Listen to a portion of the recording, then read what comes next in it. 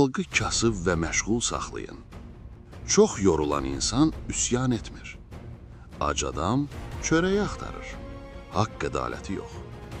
Yorğun işçi ədalət istəmir, yatmaq istəyir. Onlara yalnız yaşamaq üçün kifayət qədər verin, yaxşı yaşamaq üçün yox. Belə olduqda itayətkar və sakit qalacaqlar.